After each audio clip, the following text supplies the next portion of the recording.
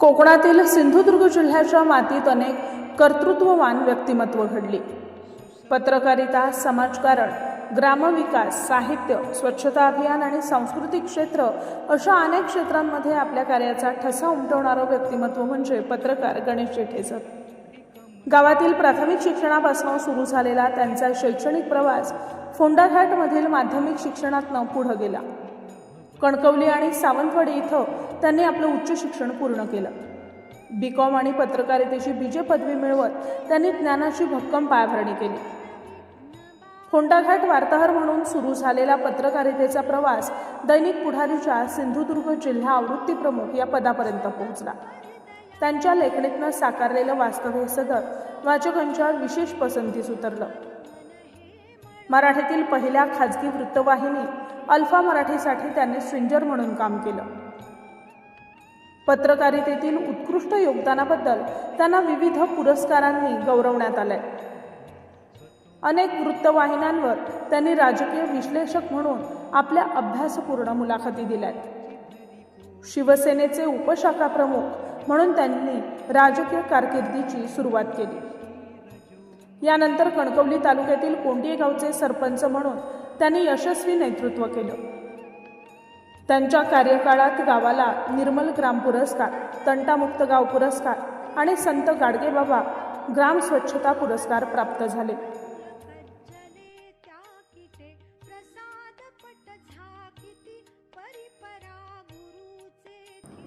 रस्ते, पाणी पुरवठा आणि विविध मूलभूत सुविधा उपलब्ध करून देत त्यांनी गावाचा कायापालट घडवून आणला. सरपंच संघटनेचे जिल्हा सचिव म्हणून देखील त्यांचं उल्लेखनीय काम आहे. राजकारणातनं पूर्ण वेळ पत्रकारितेकडे वळल्यानंतर त्यांची सिंधुदुर्ग जिल्हा पत्रकार संघाच्या अध्यक्षपदी निवड झाली. 3.5 वर्षांच्या कार्यकाळात त्यांनी संघटनेला नवबळ दिलं. सिंधुदुर्ग नगरी इथं पत्रकार भवन उभारणीमध्ये त्यांचा सिंहाचा वाटा आहे. सध्या ते भारतीय मराठी पत्रकार परिषदेचे प्रतिनिधी म्हणून कार्यरत आहेत.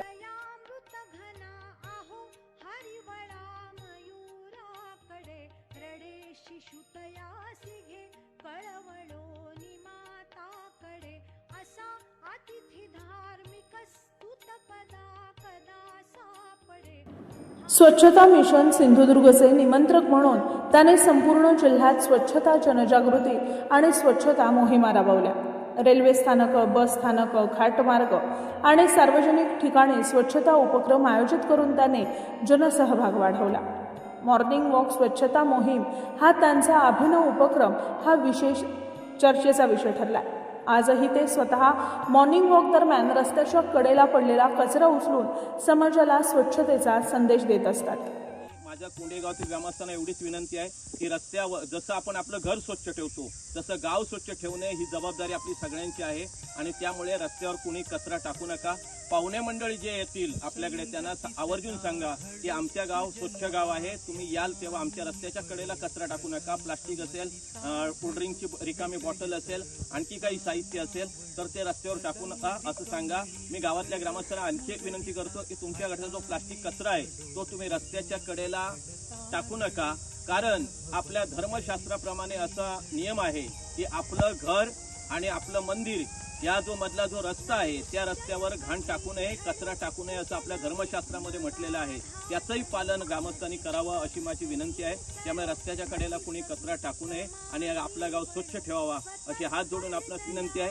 ही गावात यशदा संस्थेचे मास्टर ट्रेनर म्हणून त्यांनी जिल्ह्यातील सरपंच, ग्रामसेवक आणि कर्मचाऱ्यांना ग्रामविकासाचं प्रशिक्षण दिलं. अनेक शाळांमध्ये जाऊन ज्या मुलांचे आई किंवा वडील निधन पावलेत अशा विद्यार्थ्यांसाठी बालसंगोपन योजनेचे प्रस्ताव तयार करून त्यांना शिक्षणासाठी आर्थिक मदत मिळवून देण्याचं महत्त्वपूर्ण कार्य देखील जेठे सरांनी केलंय.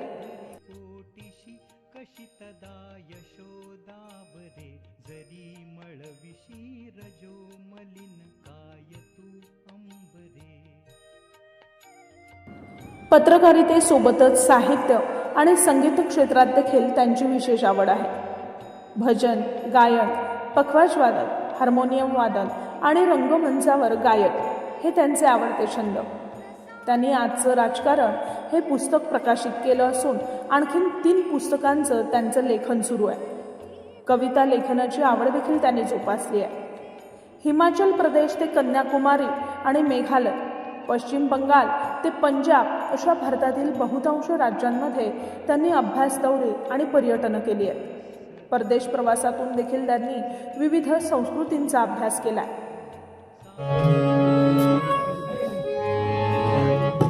दुःख अडवायला उमरा सारखा मित्र वनव्यामध्ये गारव्या आपल्या आयुष्यामध्ये मित्र आज खरा आपल्यासाठी गारव्यासारखा असतो, वनव्यामध्ये गारव्यासारखा असतो. जशी एखादी गाय आपल्या वासराला चाटते असा मित्राचं प्रेम असते. आपण आपल्या जीवनामध्ये कंटाळलो असलो तर आपल्या मित्राचं पुस्तक खूप आपल्याला आवड निर्माण करून देते. आणि देव कुठे शोधायची गरज नाही, आपले मित्र हेच बसलेले आहेत, हे आपले सगळे देव आहेत. त्यांच्यासाठी हे गाणं आहे.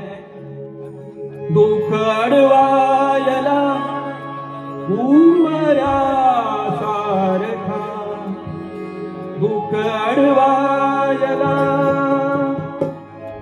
उमरा सारखा मित्र वनव्यामध्ये गारव्या सारखा, मित्र वनव्यामध्ये गारव्या सारखा.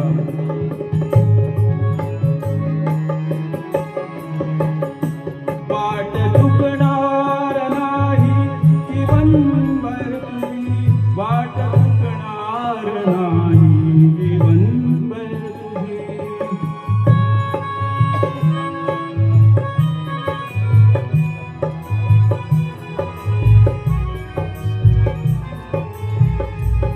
एक तू मित्र कर, एक तू मित्र कर, आरशा सारखा मित्र वनव्यामध्ये गारव्या सारखा, मित्र वनव्यामध्ये गारव्या सारखा.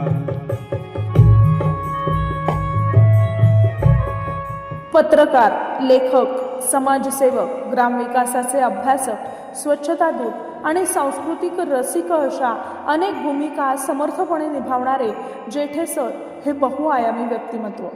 समाजासाठी काहीतरी सकारात्मक घडवण्याची जिद्द, लोकहितासाठी सातत्यानं केलेलं कार्य आणि माणुसकीची जपलेली नाळ यामुळं त्यांचं कार्य हे अनेकांसाठी प्रेरणादायी ठरतं.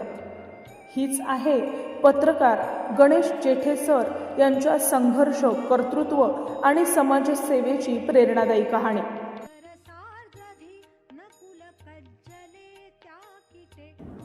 आज 16 जून रोजी पत्रकार, लेखक, समाजसेवक आणि स्वच्छता अभियानाचे प्रेरणास्थान असलेल्या जेठे सरांचा वाढदिवस. समाजहितासाठी सातत्यानं कार्य करणाऱ्या, पत्रकारितेतून जनतेचा आवाज बुलंद करणाऱ्या, ग्रामविकास आणि स्वच्छतेच्या चळवळींना नवं बळ देणाऱ्या या बहुआयामी व्यक्तिमत्वाला वाढदिवसानिमित्त मनपूर्वक शुभेच्छा. ईश्वरचरणी प्रार्थना की त्यांना निरोगी, आनंदी, दीर्घायुषी आणि यशस्वी जीवन लाभो. त्यांच्या हातून समाजसेवेचं, साहित्य निर्मितीचं आणि लोकजागृतीचं असं प्रेरणादायी कार्य अखंडपणे घडत राहो.